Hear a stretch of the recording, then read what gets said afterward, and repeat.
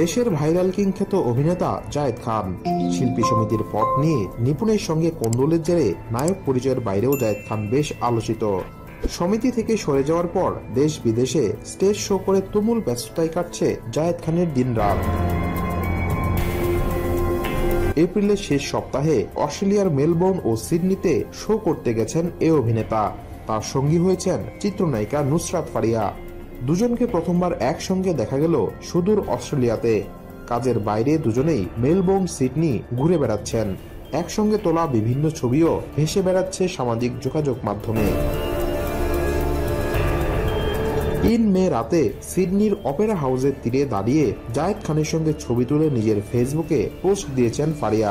ছবিটি পোস্ট করে অভিনেত্রী লিখেছেন, ভাই আমরা সিডনি আছি, দেখা হচ্ছে ৫ মে।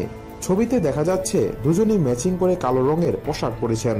ছাতা হাতে দাঁড়িয়ে মাথা নিচু করে হাসছেন ফারিয়া। তার সঙ্গে একই ছাতার নিচে দাঁড়িয়ে আছেন জায়েদ খান। এদিকে জায়েদের সঙ্গে ফারিয়ার ছবি দেখে একদিকে যেমন খুশি ভক্তরা, অন্যদিকে হাসি ঠাট্টায় মেতেছেন নেটিজেনরা। কেউ লিখেছেন নতুন জুটি হলে ভালোই লাগবে, কেউ বা লিখেছেন সিডনি গিয়ে অবশেষে জায়েদ খান তার পারফেক্ট সঙ্গী খুঁজে পেয়েছে। কেউ কেউ আবার দুজনকে বাস্তব জীবনের জুটি হিসেবেও দেখতে চেয়ে মন্তব্য করেছেন। অস্ট্রেলিয়ায় শো শেষ করে 10 মে দেশে ফেরার কথা রয়েছে তাদের।